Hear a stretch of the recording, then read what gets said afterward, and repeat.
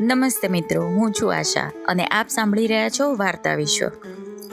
થોડા ગેપ પછી આજે તમારી સમક્ષ આવી રહી છું, પરંતુ તમારા માટે ખૂબ જ સુંદર વાર્તાઓની સિરીઝ તૈયાર કરવામાં આટલો સમય લાગી ગયો અને એના ફળ સ્વરૂપે આજથી ગુજરાતી ભાષાના શ્રેષ્ઠતમ સાહિત્યકાર એવા પૂજનીય કુંદનિકાબેન કાપડિયાની વાર્તાઓની સિરીઝ લઈને આવી છું. તમને સાંભળવાની ખૂબ જ મજા આવશે. તો વધારે સમય ન લેતા આવો સાંભળીએ કુંદનિકા કાપડિયા લિખિત વાર્તા સૂર. પશ્ચિમ બાજુએથી એક જોરદાર ઝાપટું આવ્યું. તેણે ઉઠીને એ તરફની બારી ઝટપટ બંધ કરી. તો પણ થોડા છાંટા તો અંદર આવ્યા જ અને અંદરની બંધ ગૂંચવાયેલી ઘટ્ટ હવાને ભીની કરી ગયા. હવે ફક્ત દક્ષિણ તરફની મોટી બારી ઉઘાડી હતી અને તેમાંથી વરસતા વરસાદનો ધૂંધળો અર્ધ પારદર્શક પડદો દેખાતો હતો. આજુબાજુની બધી વસ્તુઓની અલગ ઓળખ રોળાઈ ગઈ હતી, એકમેકમાં મળી ગઈ હતી. આકાશને ક્ષિતિજ જુદા ઓળખાતા નહોતા. બધું જ એક વિશાળ રંગહીન ઠંડા આવરણમાં લપેટાઈ ગયું હતું, પોતાના જીવનની જેમ જ. સાંજ હજુ આથમી નહોતી, પણ વરસાદને લીધે અંધારું લાગતું હતું. તેણે બત્તી કરી. ખુરશીમાં બેસી સ્ટૂલ પર પગ લાંબા કરી તેણે હાથમાં કોફીનો કપ લીધો અને એક ઘૂંટડો ભર્યો. કેટલા દિવસ થયા? હા, આજે 70મો દિવસ છે. 70 દિવસ પહેલાં તેણે વિદાય લીધી. એ પહેલાંના દિવસો માંદગીના, કષ્ટના દિવસો હતા. તો પણ તેમાં જીવંતતા હતી. તેની પાસેથી કોઈક શક્તિની અપેક્ષા રાખવામાં આવતી હતી અને એ પડકારને ઝીલવામાં તેને જીવનની સાર્થકતા લાગી હતી. ઉજાગરા, ચિંતા, સવારથી રાત સુધી કામનો બોજ અને એના ફિક્કા પડી ગયેલા હોઠ પર ગણગણ્યા કરતો કોઈ સૂર. જો હું સાજો થઈશ ને તો સૌથી પહેલાં મારવા રાગ વગાડીશ, તે કોઈ વાર કહેતો. તેને ઘણા રાગો ગમતા, પણ મારવા વિશેષ ગમતું. મારવા વગાડતી વખતે સૂરજ હજી સાવ આથમી ન ગયો હોય એવી પીળી ચમકભરી સાંજ માટે એક વ્યાકુળ ઝંખનાની અનુભૂતિ થતી. એ માધુર્યની તીવ્રતા એને ગમતી. પોતાનું જીવન તે એવી રીતે જ જીવ્યો હતો અને એટલે જ કદાચ. કોફી પૂરી કરીને તેણે કપ ટેબલ પર મૂક્યો અને દિલરૂબા ભણી જોઈ રહી. એના પર ધૂળ ચડી ગઈ હતી. ધીમે ધીમે કરતા ધૂળનું ખાસ્સું એક પડ ચડી ગયું હતું. સ્મૃતિનું પણ એવું જ હોય છે ને. તેણે કંઈક શોકથી, કંઈક ડાપણથી વિચાર્યું. પહેલા દિવસની તીવ્રતા હવે આજે નથી. ધીમે ધીમે કરતા ધૂળ ચડતી જાય છે, મહાકાળની ધૂળ. પછી એક દિવસ શું એવું બનશે કે ધૂળનું એક ઘટ્ટ પડ સ્મૃતિને સાવ ઢાંકી દેશે અને કોઈક દિવસ જોરદાર વાયરો આવીને ઉડાડી મૂકે, અથવા આજના જેવો વરસાદ આવી એ ધૂળને ધોઈ નાખે અને ત્યારે જ ફરી એની નીચે ચમકભરી પીળી સાંજની તીવ્ર મધુરતા ફરી એકદમ દેખા દઈ એના તારને રણજણાવી મૂકે. જીવન હવે સપાટ અને એક ધારું બની ગયું હતું. મૃત્યુને સ્વીકારી લીધું હતું અને ધીમે ધીમે એને મંદ બનાવી દેનારી ધૂળને પણ સ્વીકારી લીધી હતી. નહીં તો શરૂઆતમાં તો કેવું થતું. તે રસોડામાં ઊભીને રસોઈ કરતી હોય ને એવું લાગતું જાણે એ બાજુમાં આવીને ઊભો છે. જીવતો હતો ત્યારે આવીને ઊભો રહેતો એમ જ. જરાક હાસ્ય, જરાક મજા, વાળ સાથે અમસ્તું અડપલું. બધાને તો રોજ ઝઘડા થાય છે, આપણે કેમ આટલા વર્ષોમાં એક વાર પણ નહીં ઝઘડ્યા હોઈએ? એ ઘણીવાર તોફાની સ્વરે પૂછતો અને પોતે કહેતી, એટલા માટે કે હું મૂરખ છું ને તારામાં અક્કલ ઓછી છે. બસ મોએ જે ચડે તે જવાબ આપવાનો. કોઈ નિષેધ નહીં, પૂર્વ વિચાર નહીં, પરિણામની આશંકા નહીં. વિશ્વાસની ભોંય પર, વિશ્વાસની સદા લીલી હરિયાળી પર ઝળુંબતું વિશ્વાસનું સદા નીલ આકાશ. શરૂમાં તો રાતે ઘણીવાર ઝબકીને જાગી જતી. ભય લાગતો, ઝંખના જાગતી, રડી પડાતું. શરૂના કેટલા દિવસો, કેટલી રાત્રિઓ રડવું જ આવ્યા કરતું. પછી ધીમે ધીમે ઓછું થઈ ગયું.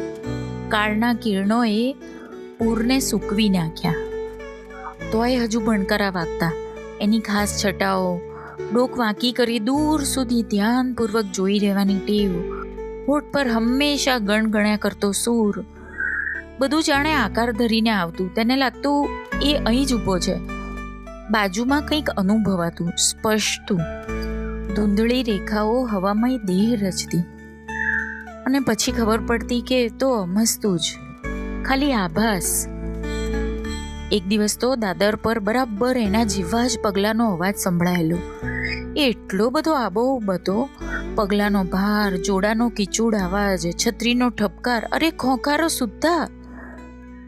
અને તેણે પહેલાંની રોજની ટેવ મુજબ એકદમ ધસી જઈને બારણે ટકોરા પડે તે પહેલાં જ બારણું ઉઘાડી નાખી સ્મિત કરેલું. પણ ત્યાં તો કોઈ નહોતું. દાદર ખાલી હતો. 70 દિવસોમાં કેટલા બધા અજાણ્યા અનુભવોના માર્ગ પરથી તે ચાલી. હવે આજે આ ડાપણ પ્રેરતી વરસાદભરી સાંજે ઉદાસ હવામાં કોફી પીતા પીતા તે વિચાર કરી રહી હતી કે મૃત્યુ એ સત્ય છે અને એના પર ધીમે ધીમે ચડતી જતી ધૂળ પણ સત્ય છે. અચાનક બારણા પર કંઈક આવેગભર્યા ટકોરા પડ્યા. તે જરા ચમકી. આટલા વરસાદમાં કોણ આવ્યું હશે? આજે કોઈ આવે એની સંભાવના તો નહોતી. તેણે બારણું ઉઘાડ્યું. એક અજાણ્યો જુવાન ઊભો હતો. પાણીથી તેના કપડાં સાવ નીતરી ગયેલા. દેખીતું હતું કે તેની પાસે છત્રી નહોતી અને તે સાવ ભીંજાઈ ગયો હતો. અનાયાસ તે 2 ડગલા પાછી ખસી ગઈ. જુવાન અંદર આવ્યો. જરા હસીને બોલ્યો, નજીકમાં જ મારું ઘર છે, પણ પહોંચું તે પહેલાં ભીંજાઈ ગયો. તમારી બત્તી બળતી જોયું એટલે મને થયું જરા વાર થોભીને હું વરસાદ ધીમો પડે પછી જાઉં. તે થર થર ધ્રુજી રહ્યો હતો. કાલે મને તાવ હતો ને આજે આખો ભીંજાઈ ગયો એટલે જરા.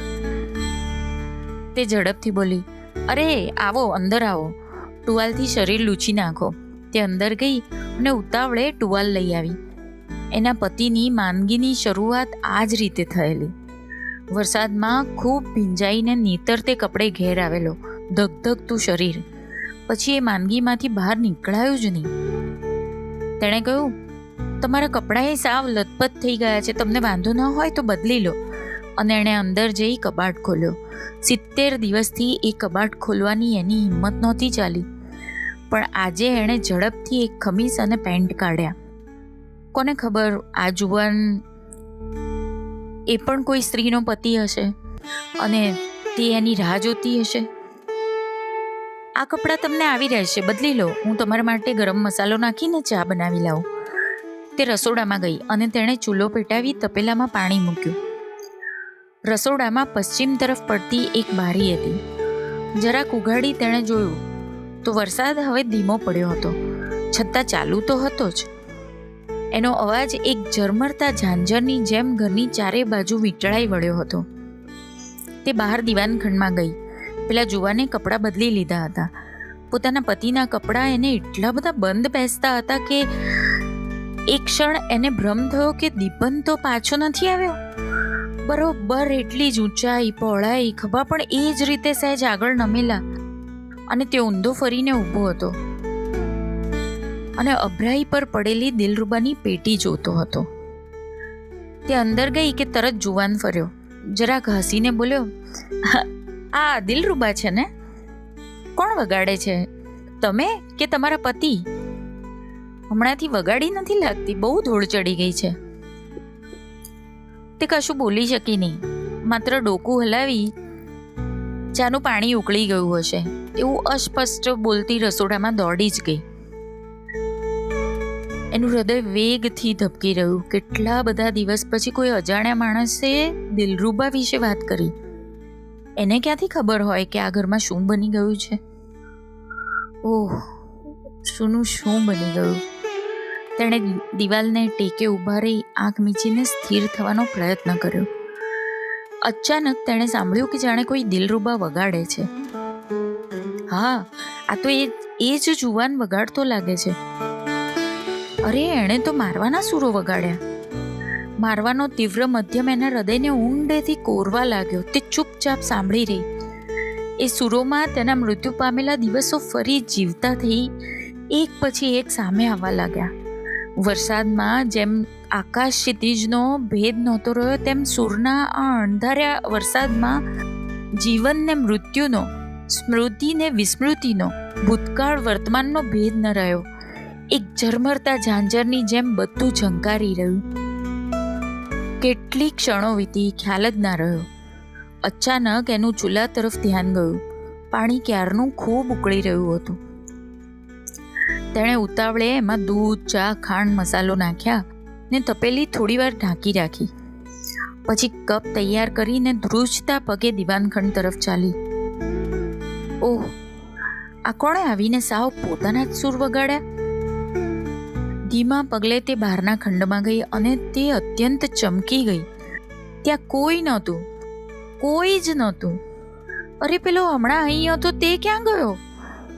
એના ભીના કપડાનું પોટકું વાળીને એણે ખૂણામાં મૂકેલું તે પણ નહોતું. એના પતિના કપડાં ગળી બંધ ખુરશી પર પડ્યા હતા. તે આશ્ચર્યથી બારણાની નજીક ગઈ. બારણાની કડી અંદરથી દીધેલી હતી. એણે દિલરૂબાની પેટી તપાસી. એના પર એવી જ ધૂળ હતી. 70 દિવસથી સાફ ન થઈ હોય તેવી જ ધૂળ.